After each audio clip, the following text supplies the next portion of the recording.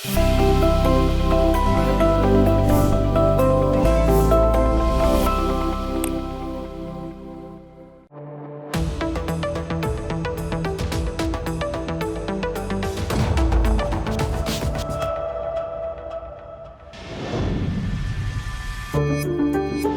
The point programme में एक बार फिर से आपका स्वागत है। आज का विषय है उड़ान योजना में बड़ा बदलाव।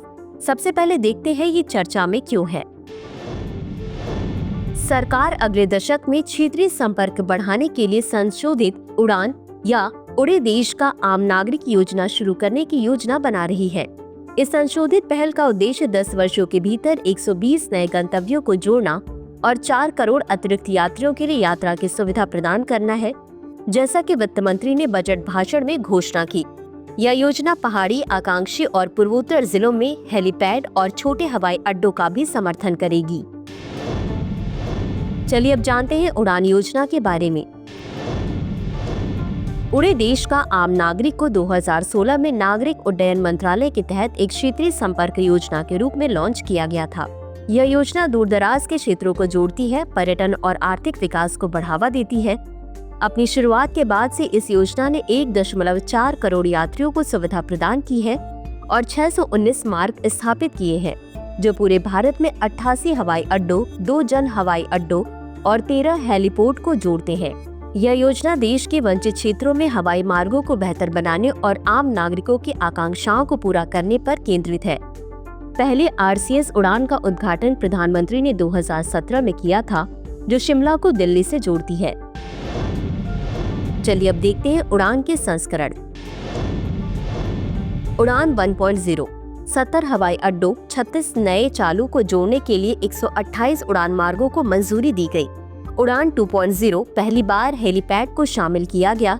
उड़ान 3.0 जल हवाई अड्डों के लिए सीप्लेन की शुरुआत, पूर्वोत्तर क्षेत्र में कनेक्टिविटी को बढ़ाना। उड़ान 4.0 उत्तर पूर्वी क्षेत्रों, पहाड़ी राज्यों और द्वीपों पर ध्यान केंद्रित किया गया, जिससे हेलीकॉप्टर और सीप्लेन के संचालन में सुविधा होगी।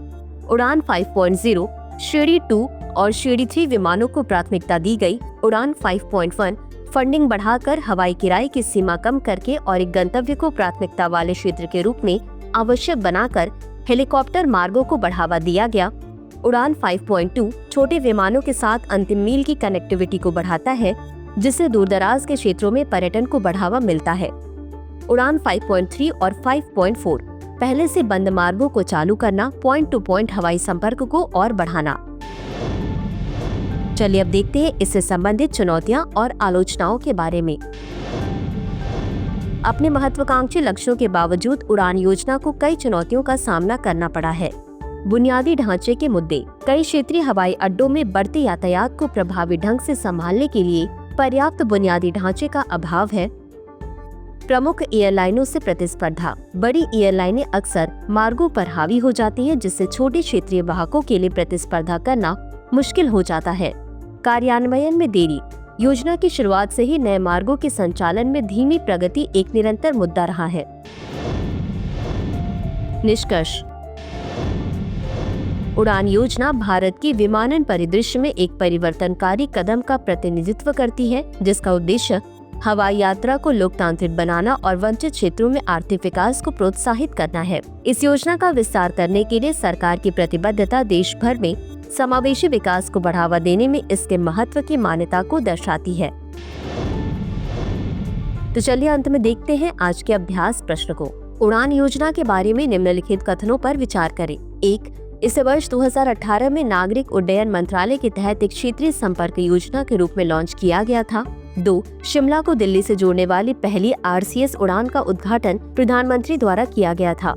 उपरोक्त दिए गए कथनों में से कौन सा सही है या सही है? A केवल 1, B केवल 2, C 1 और 2 दोनों, D न तो 1 और न ही 2। इस प्रश्न का उत्तर कमेंट बॉक्स में जरूर दें। आज के लिए बस इतना ही। धन्यवाद।